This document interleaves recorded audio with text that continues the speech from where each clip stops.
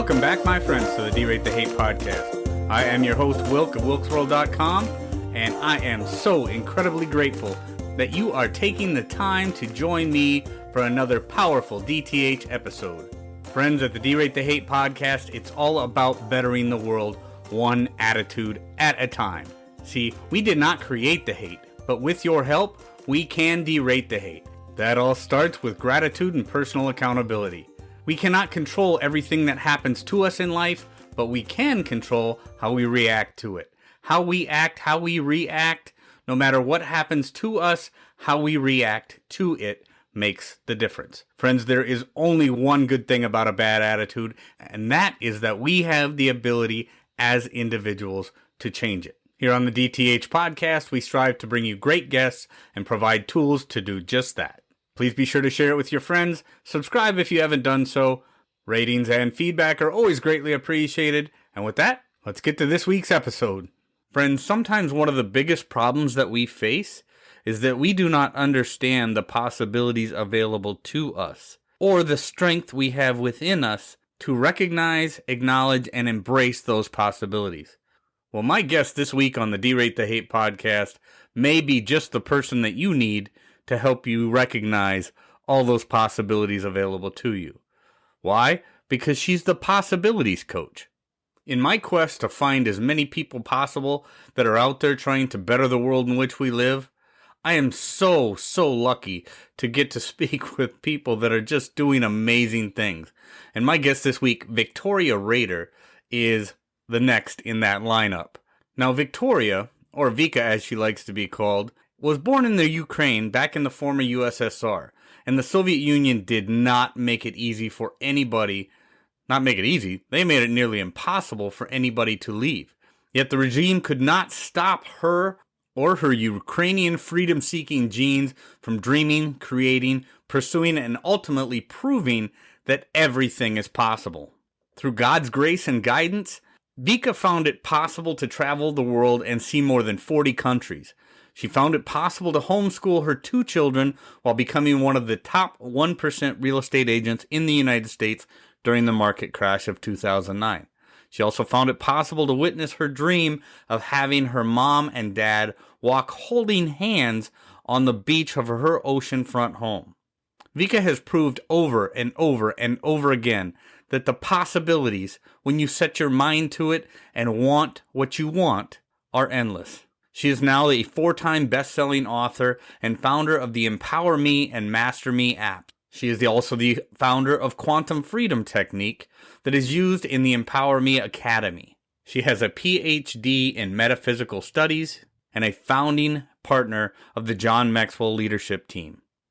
Vica and her team are doing incredible work, whether it be with their Empower Me Academy or the books that she writes or the podcasts that she does, or her personalized possibility coaching. Friends, I am so incredibly grateful to provide another great guest conversation with my new friend, Victoria Rader, to you, our DTH listeners. Here we go. Victoria Rader, thank you for joining the D-Rate the Hate podcast. I can't tell you how much I appreciate your time today. Thank you so much. I'm excited to be here. And, take your time. Just, tell me how you appreciate it. Let the ego belong in this conversation. Nice. We'll be talking about soul, Oh, man. So I have been looking at your stuff and there's so much energy, so much positivity. Just the things that you have out there, Vica. It's been incredible. Just the small journey that I've taken into a little bit of your world so far, and the things that you've been doing to better the world in which we live. I have to ask, because I've heard of business coaches, I've heard of life coaches, and accountability coaches and things.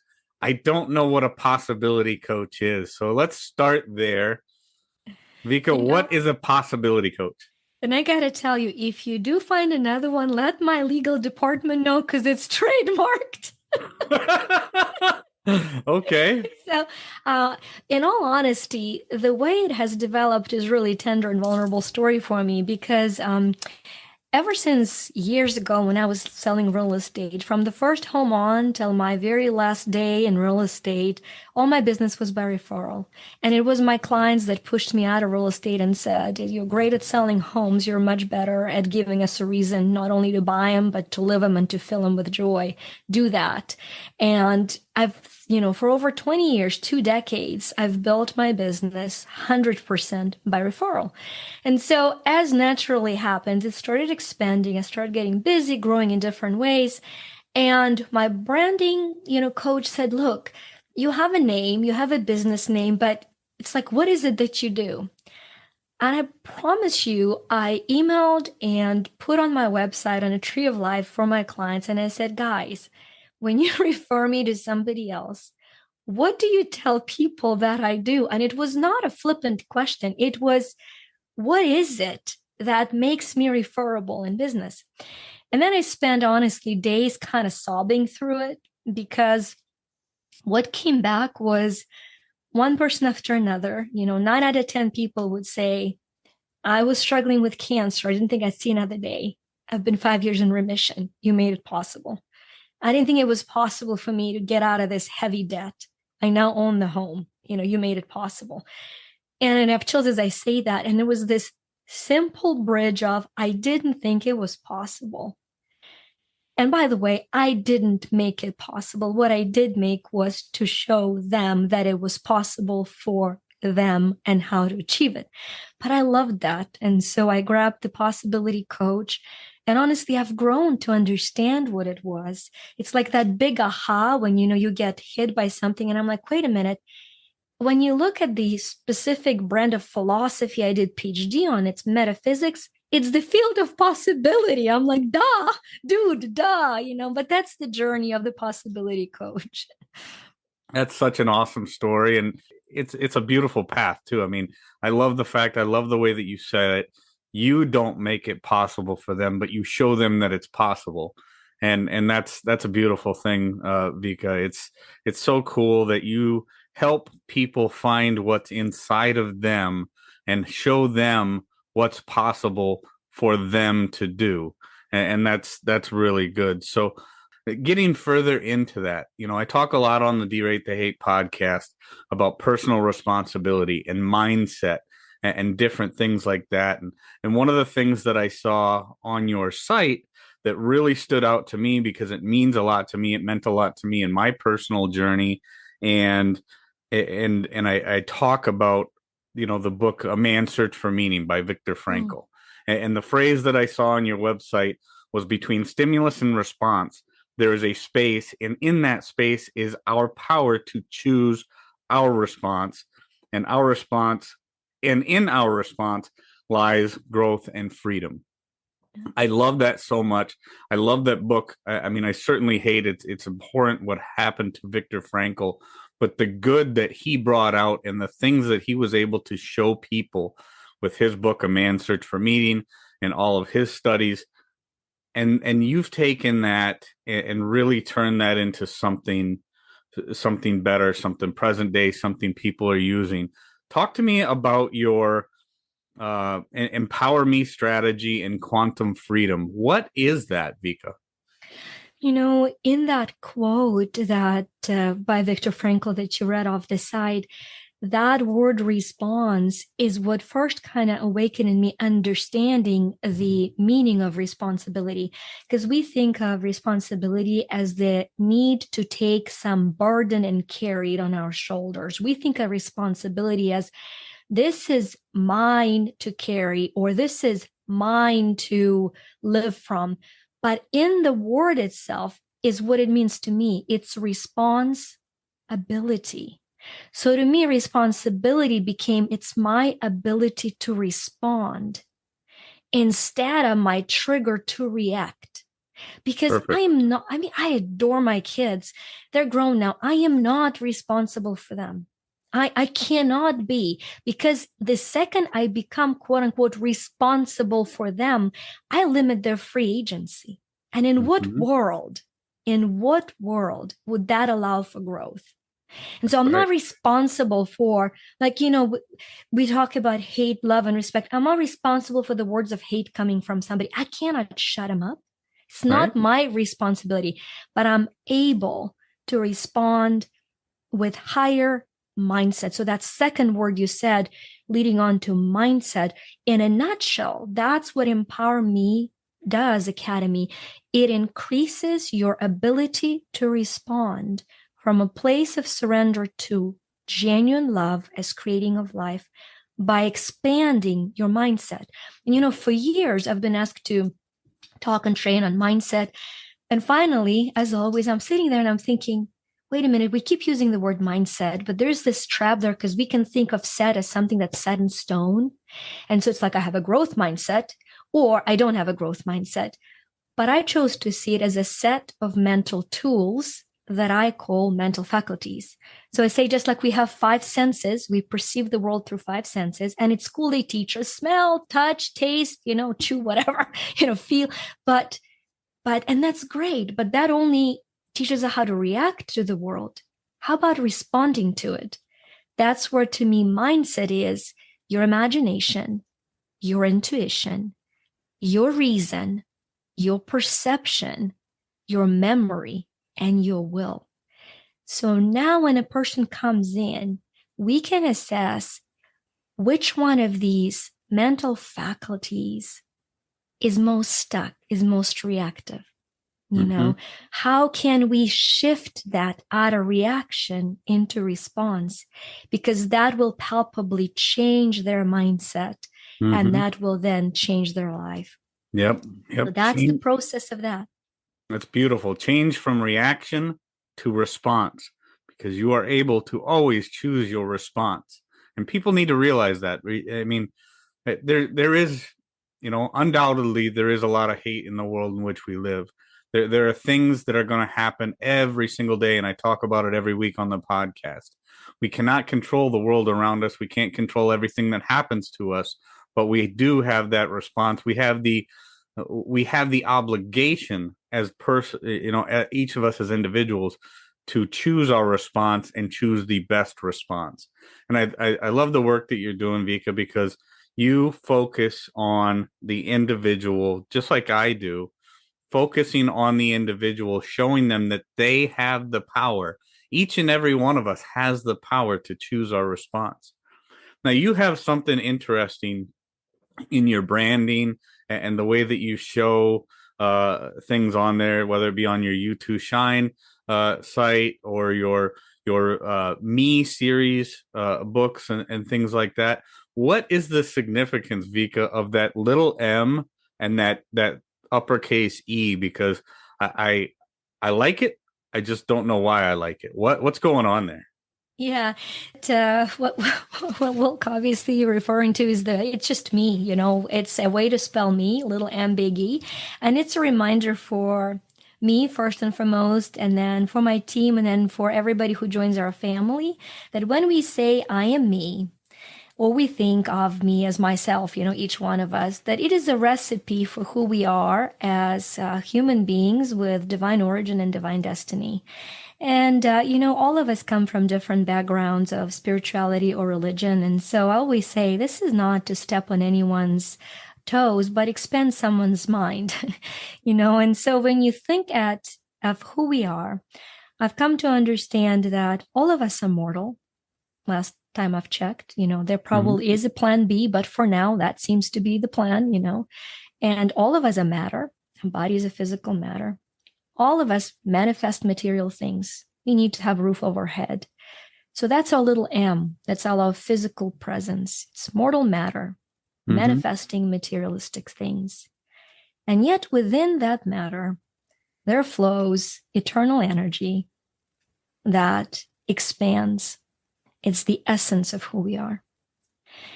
And it's a reminder for me every day when I think I'm me, that let me do it. When I say let me do it, my brain now automatically shifts it to little M, big E, because it's a reminder for me to surrender my matter to the energy, to surrender my mortal to the eternal part of me, and then to surrender material to essential, that I'm never blinded, and to surrender the manifesting to expanding.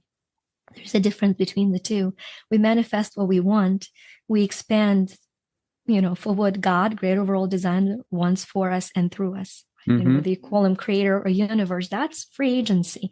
But there is a source, and I'm not it. And I'm very aware of it. That's awesome. So that's kind of the surrender. And so hence the Empower-Me app is the process of surrender to love. And you having served for which, by the way, thank you. Now that, I'm Ukrainian, and to see the Ukrainian boys standing for freedom and the bloodshed on both sides is very poignant reminder that, for the little M, the freedom is not free. For the big E, it is. But for it to be able to exercise it, there's going to be a lot of mortality, right? And, I'm in spiritual circles or energy circles or personal growth circles, and there's such a drive to detach from a physical, but we can't. It's there, and we ought to love it. And so I think the biggest hate I see, I call it the spiritual ego, hating the scared ego. There's always going to be a part of us that's terrified. And it's our job to hold it and say, I know you hate it with your guts. And guess what? I love you enough that we can do it anyway.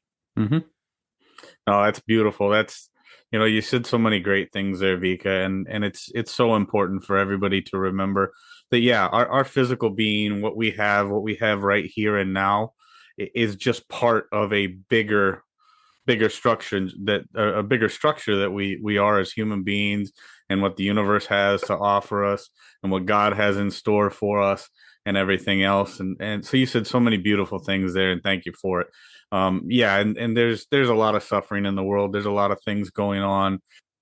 There are certain things that happen in our world that are just terrible, and war being one of them. The things happening over in Ukraine right now, with the Russian invasion, and we just have to pray for all those that are suffering through that right now, and pray that the people that are fighting for good have the strength to win that battle. So thank you for all the things that you said there, because it is incredibly important.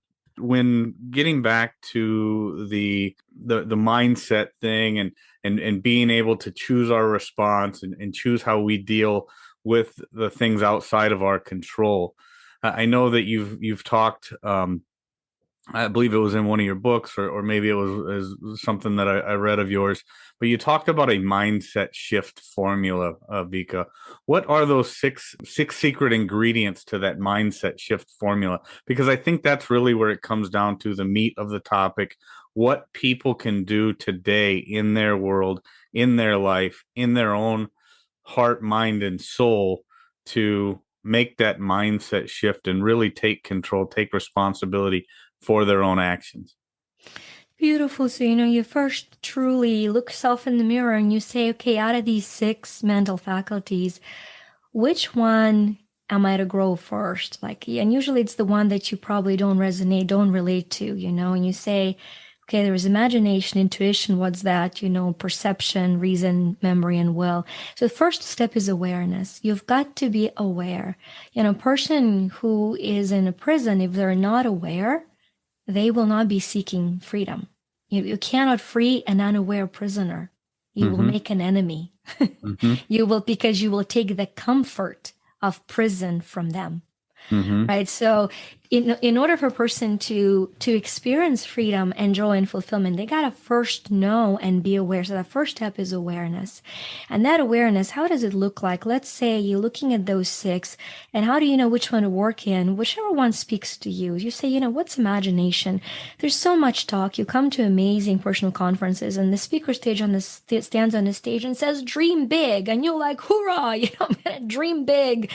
And the thing is, our imagination is limited to our self-image. I cannot imagine something for me that is greater than my self-image, than what I think I'm deserving of having. And what is my self-image? It's my awareness of my infinite self-worth. So the more I step into who I truly am, stripped of my recognition, achievement, Who am I? Who am I really? How am I to serve this humanity?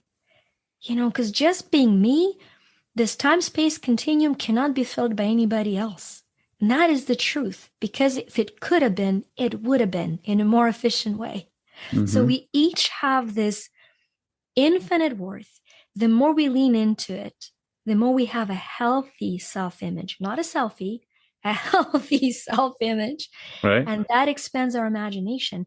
And that's just one of those 6. So let's say we go with imagination. You became aware that you got to work on your self-image, which means you got to be aware of your self-worth. So you say, what's the next step? The next step is from awareness to alignment. How do you align? You're aware now what to work on. How do you align? First, through forgiveness. Don't excuse, don't talk, don't diminish. Just say, this is a pretty nasty thing I do, period. Not because my grandma, not because the war, not, period. This is a part of me that is dark and it blocks the light that I am. And you know what I'm going to do with that part? I'm not going to punish it. I'm not going to tell it it shouldn't do what it does. I'm going to say, I forgive you. I forgive you. That is such a tremendous point of freedom that so many of us are completely unaware. We cut forgiveness short by excusing or explaining, as opposed to responding to it with trust that it is possible to be forgiven. And if it is possible to be forgiven, then it is possible to be aligned with the inner light that is in me, that I'm no longer blocked by this dark secret I'm carrying. And I think if people only knew what I know about myself, they'd never love me. We each have those parts, right? And so that's alignment. And then the action. The third step is action, because mindset shift without action. Oh yeah, you almost misspoke it, so I'm going to let the spirit speak through it. Mindset shift without action is the shift without F, okay? Yeah, right. That's what it is. As a matter of fact, I used to do BS shift, and I would say BS stands for belief systems. That's all I do. I just move a lot of BS. Belief system. So, that's the third one, action. And asking the question, what action am I to take to stay in alignment with this new awareness? And then taking that action. And that leads you to the next level of abundance. So awareness, alignment, action, abundance, back to awareness. Now you go back to say, that was fun. This last 75 years of my life, dedicated to intuition. I hear, now what do I do next? Yeah. Oh, nice. Yeah, that's you make it sound so simple, so doable. You lay it out there for people and just give them the roadmap to do it. And again, it comes right back to, what does the individual have to do to make this happen?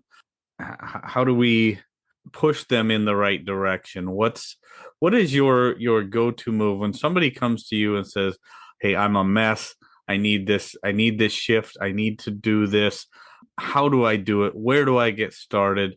What is the first thing, Vica, that you do to get somebody started on that journey, to help them realize that they have that power within them? They have the strength, they have the power, they have what's in them already to do it. It just has to be unleashed. It's gorgeous. The very first step, always going back to awareness. I say, notice what you notice, because what you notice is what you create. So we train people to start noticing what they're noticing. Before the shift comes the awareness. So it's just being aware of how they're currently perceiving the world. Whether it is money, I will not touch budget until a person notices for 3 months how they're spending money. Will not touch the relationship until a person notices the patterns, because we cannot shift what we're aware of. So what does that mean? Let's say you notice what, and you notice how, you notice things in your life and how you ask questions. There is a scripture that's called "Ask and you shall receive" that's been misinterpreted by both, I think, alike by the Christian world and by the New World, saying "ask for things and you will get them." I'm like, no, that's not what it says. Ask is talking about the question. It is not a laundry list that you post on your refrigerator. Nothing wrong with manifesting. I teach that. Just Right. not in confusion with the power of asking. So the first step that I would say that you do is start noticing what questions you ask internally and externally. So when something goes wrong, are you asking what else can go wrong? How could he, she, it, they possibly do it? What is wrong with you? Who do you think you are that you could do it? Understand that question will bring a reaction of hate, right? That is not a question that gives room for response. It is question that forms reaction. So when things are falling apart, which is description of life, no matter how brilliant, capable you are, things will go rotten sometimes. Mm-hmm. You look at life and you ask a different question. You ask, how can I make this better? What can I do to make it better? Mm-hmm. So Mm-hmm. when your child drops your $3,000 vase on the floor and your little reaction wants to scream, "What's wrong with you? Did I not tell you, don't come near the vase?" You can pause and ask, okay, how can we make this better? Mm-hmm. Mm-hmm.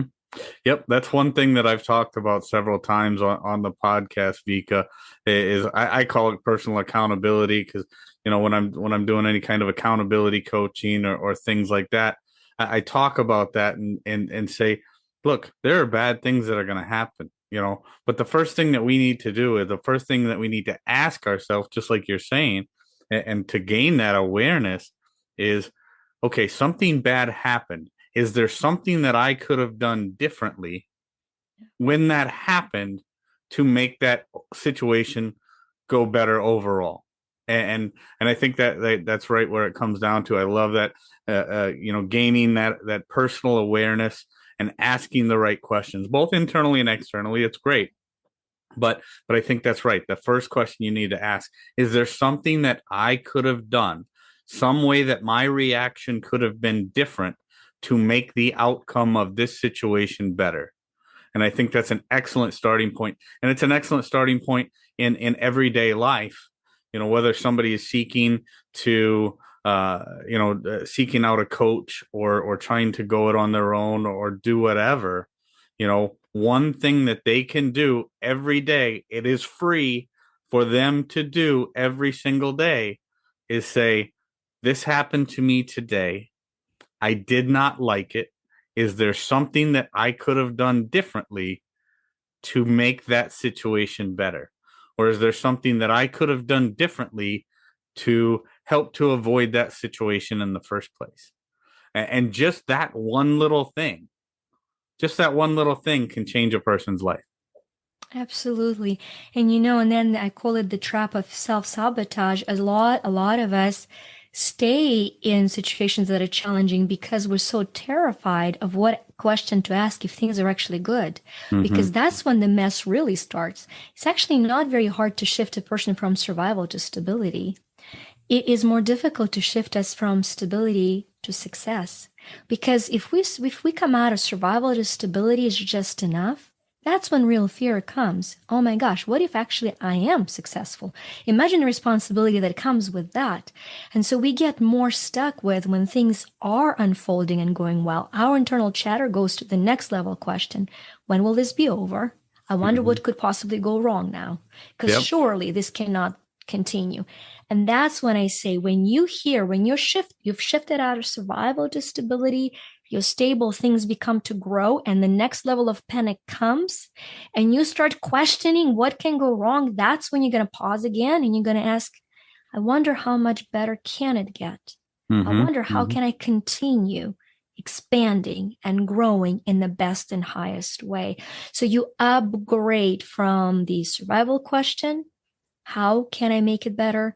Or what could I've done to have made this better? To how much better and further can I take this when things are going well? Because we're so trained as society to be waiting for the second shoe to drop.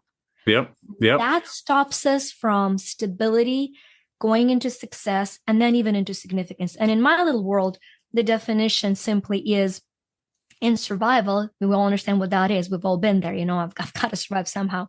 In stability, you're surviving. Your needs are met. The wants are few. Success, your wants are met. Significance, you realize you're here to meet the needs and wants of those you serve. So you can be very poor and very significant, right? It's not a money definition. When you live out a place of service, you are living out a place of significance. It's very important for us to differentiate them. Yep. Yeah, no doubt. Yeah, I've talked, I just had another conversation with a gentleman recently, Colin Thompson, talking about self-sabotage. And then I've talked to other folks on the podcast about, imposter syndrome and how sometimes that imposter syndrome really manifests itself into that self-sabotage because people do fear that success. And they get comfortable in just surviving, or they're just so used to that struggle. Once they aren't struggling anymore, it just feels foreign to them. It feels weird. So then they find a reason to stay in survival mode or at best stability mode, and they never reach out for that success mode. But we have that potential. We have that within us. Everybody has that within them to really succeed, and I love the fact that you're helping people get there, Vica. It's an important thing, and people just have to realize they have that power. I just keep on going back to that, and that's one thing that I talk about every single day. Make each and every day the day that you want it to be, because you have that power within you. You have the power to choose your response. You have the power to make these things happen. You have the ability to get out of survival mode and into stability, and then further from stability into success. There's this analogy of power that I use on stage mostly, but it's like there's electrical current coming to the house, and it's the same electrical current to the whole house. But then it comes through different devices, and it comes out, the output is determined by resistance in a device. The 5-watt light bulb is as bright as 5 watts, and the 100-watt light bulb is 100 watts bright. So the difference is resistance. So when we say power, we all have infinite source. It's the resistance we put in its way that blocks us from the same output. And, that resistance we put in is the delusional self-significance. I think you only become significant when you really don't care, when you laugh at that concept, when your ego dissolves into that divine power. And that would be my kind of drop of empowerment. We ironically become empowered when we surrender. You're doing awesome work. I can't tell you how much I appreciate the things that I've seen on your site, the testimonials of the people that you've helped, and the great work that you're doing with your Empower Me apps and the books that you've written. I know you've written several books, and it's all such important work, Vica, and I'm so glad to have you as a friend of the show now. And thank you for joining me on the D-Rate the Hate podcast. It's been absolutely awesome. Thank you so much. This has truly been fun. Well, that was just a small glimpse, my friends, into who Victoria Rader is and all the great things that she has going on. Be sure to check out our show notes to find out all the ways that you can contact Vica, or just simply go to her website, u2shine.com. That's the letters YU, the number 2, and then the word shine.com.